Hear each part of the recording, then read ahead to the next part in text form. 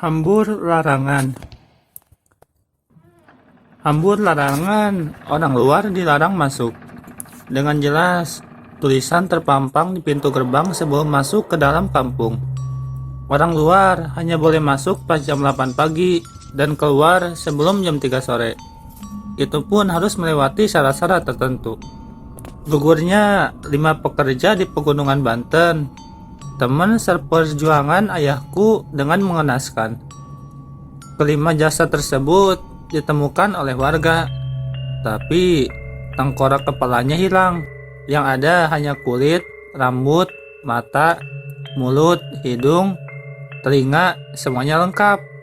Tengkoraknya saja yang tidak ada, seperti ada yang remas sampai hancur. Gugur bak pahlawan.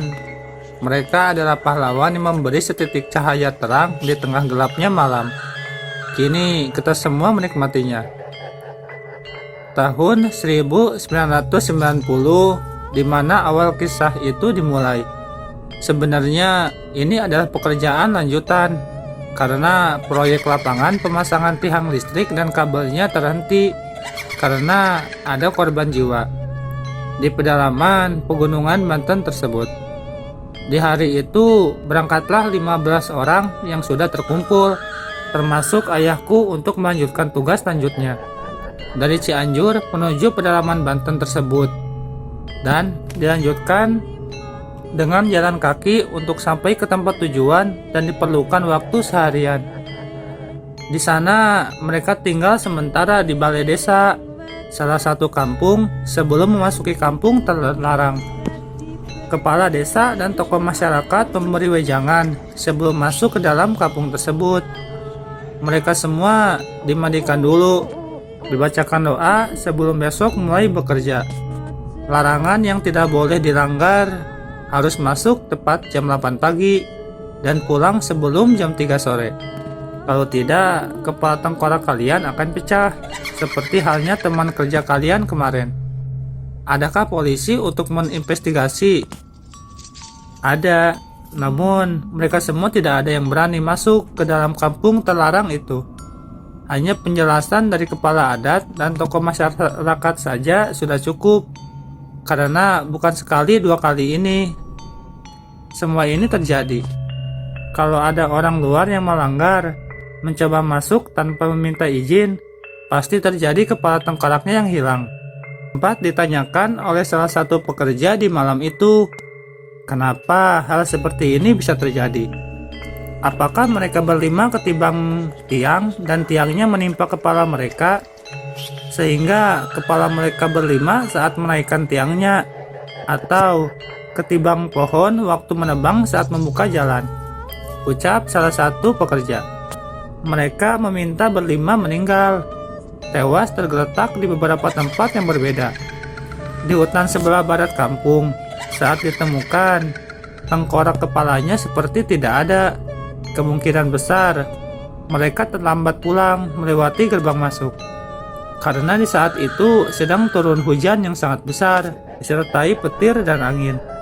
Makanya, apapun yang terjadi, kalian harus balik lagi ke gerbang masuk sebelum jam 3 sore.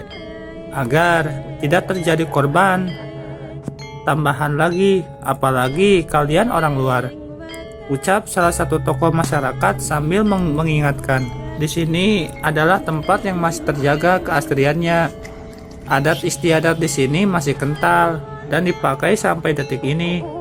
Walaupun tidak ada yang bisa membuktikannya, tapi kami percaya ucapan leluhur kami bahwa di kampung itu bukan hanya penduduk lokal saja yang tinggal, tapi ada makhluk astral yang sangat kejam. Ada buta tinggal di dalam kampung sana, ucap salah satu tokoh adat.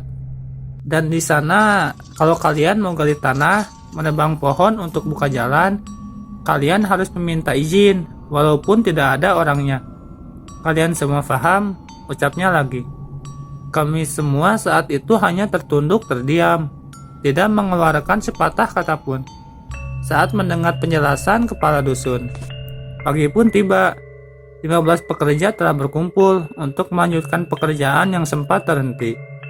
Semua peralatan sudah siap, dari APD, tambang, kunci-kunci, tiang listrik, kabel, gergaji, mesin, peralatan untuk gali tanah, dan tangga untuk menaikkan kabel, termasuk akomodasi stok makanan. Semuanya sudah lengkap, karena telah dibawa oleh tim sebelumnya yang menjadi korban. Jadi tim yang sekarang tinggal melanjutkannya saja. Sebenarnya kampung terlarang belum terpasang listrik, tapi kampung selanjutnya lah aliran listrik akan dinyalakan ke rumah warga. Namun tiang dan kabelnya harus melewati kampung terlarang dulu. Dan mereka semua tiba di depan gerbang tersebut. Benar saja, terpampang tulisan hambur larangan, orang luar dilarang masuk, diantar oleh kepala dusun dan beberapa tokoh masyarakat. Tapi mereka cuma mengantar seakan melepaskan kepergian mereka semua. Dan sampailah mereka di tiang ke-20, tempat terakhir pengerjaan tim sebelumnya. Adakah warga di kampung terlarang? Adakah rumah penduduk di sana? Jawabannya ada.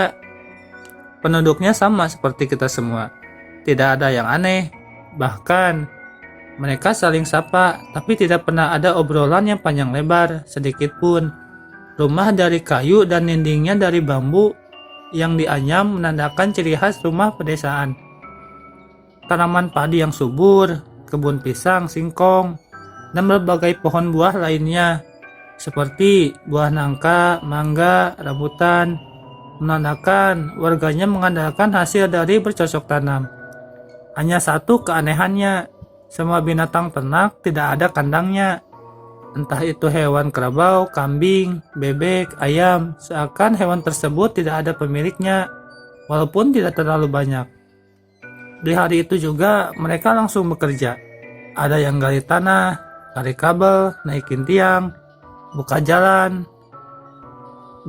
kabel dengan ditebangnya beberapa pohon, dan pulang keluar gerbang selalu tepat waktu. Sampai di hari ke-7 pengerjaan pemasangan tiang dan kabel listrik sudah mencapai 80%. Di saat berangkat dan pulang kerja, semua selalu diabsen oleh mandor. Sampai di suatu hari, mandor lupa mengabsen. Hujan turun sangat deras disertai petir, angin, dan saat pulang ke tempat tinggal sementara, ternyata ada satu pekerja yang tidak ada, yaitu Kumis namanya. Semua pada mencari di tempat istirahat dan laporlah mereka kepada kepala dusun dan tokoh masyarakat bahwa salah satu pekerja tidak ada, kemungkinan besar tertinggal di kampung larangan. Besok aja kita mencarinya. Kemungkinan besar hanya jasadnya yang ditemukan. Kenapa kamu tidak menurut untuk menjaga semua anak buahmu? Mengecek kembali sebelum pulang, ucap kepala dusun memarahi mandor. Dan tidak disangka-sangka, bapakku berlari ke arah gerbang masuk kampung larangan untuk mencari sahabat baiknya, sambil membawa senter. Kemudian